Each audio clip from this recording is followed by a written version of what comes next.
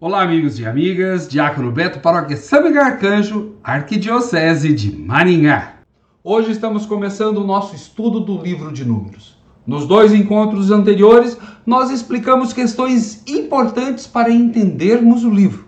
E hoje começaremos a estudá-lo, lá no capítulo 1, para terminarmos lá no capítulo 36.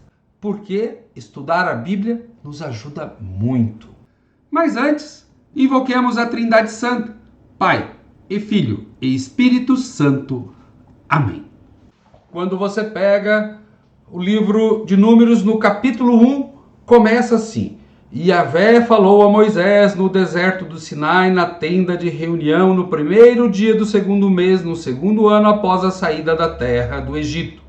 E falou. Aqui nós já temos o nome em hebraico. Yahvé falou a Moisés no deserto. Então o livro se chama No Deserto para os hebraicos. Para nós que usamos da tradução grega, ele chama livro de Números, porque no capítulo 1 e no capítulo 26 temos dois recenseamentos.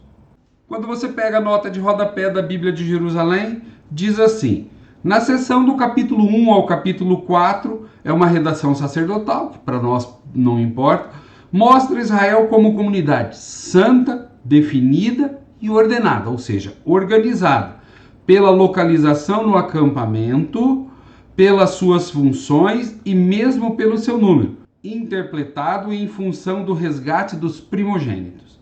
Os levitas são o seu fundamento. O recenseamento em si mesmo é ato religioso e os números vão diferir conforme as traduções. Para nós, o que é importante? Vamos olhar. Depois que Deus fala para Moisés e pede um recenseamento, esse recenseamento vai se dar de tribo por tribo e homens acima de 20 anos. Então você começa lá no versículo 5. Estes são os nomes daquele que vos auxiliarão. E aí tem toda uma lista de nomes que para nós é só leitura. E aí no versículo 20 começa o recenseamento. Quando se determinou a descendência dos filhos de Rubem, primogênito de Israel, aí nós temos os nomes de cada tribo, segundo os nomes dos filhos de Jacó, sendo que José não tem uma tribo, mas os dois filhos dele dão nome a tribos. E aí você vai ter 12, já que os levitas não entrarão nesse recenseamento. Eles nem recebem terra e nem são recenseados, porque eles vão ficar disponíveis ao culto, com uma função sacerdotal. Você vai ter a cada tribo quando? Quando se determinou a descendência dos filhos de Rubem. Aí lá no versículo 22, quando se determinou a descendência dos filhos de Simeão. E aí vem as 12 tribos. Aí nós temos que parar e entender. Os números são extremamente altos. Por exemplo, lá no versículo 30, quando se determinou a descendência dos filhos de Zabulon, segundo seus clãs, suas castas, era de 57.400 na tribo de Zabulon. Final, 603.550 homens com idade de militar acima de 20 anos. Aí você pode fazer a perguntinha, mas o diácono, esses números são reais? Existia tudo isso só de homem acima de 20 anos? E aí nós vamos falar que não. Esses números são ideais. Eles são teológicos. Quando você digita no Google população do Egito no Êxodo em 1200 a.C., eles vão te dar uma média de 5 milhões de habitantes para o Egito inteiro. O povo de Deus estava localizado em duas cidades.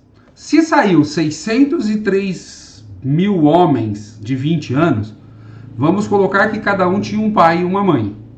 E mais um ou dois irmãos. As famílias eram numerosas. 5.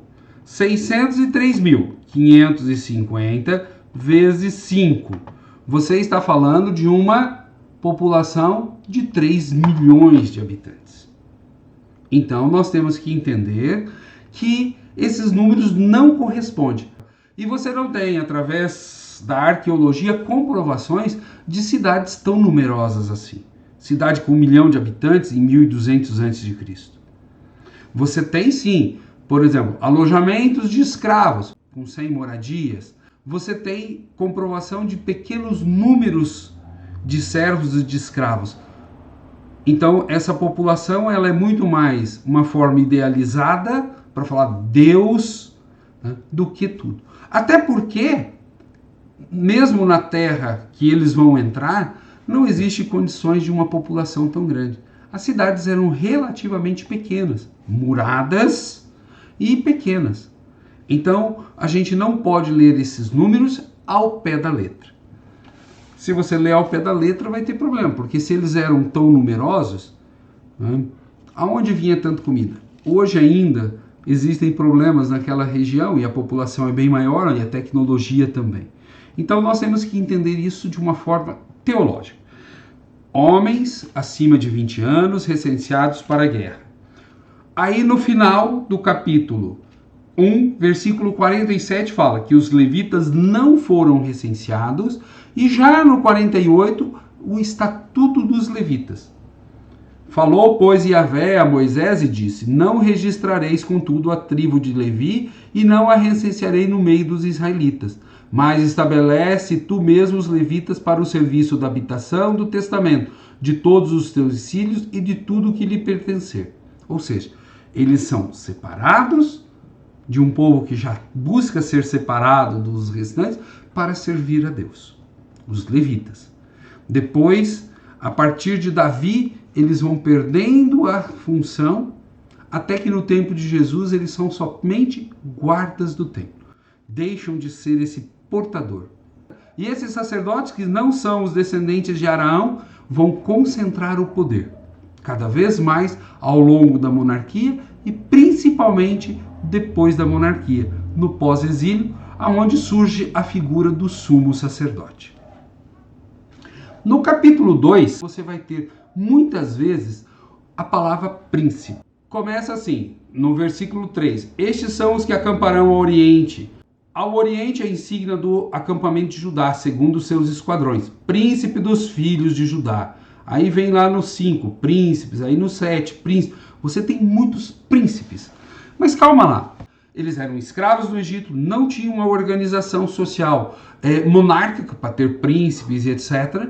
Com eles sai, então no segundo ano já tem príncipes. Isso reflete muito a questão do pós-exílio. O rei não existe mais, mas podiam ter alguns príncipes, e eles colocam que nesse momento já existe. Isso é muito mais ideal do que real.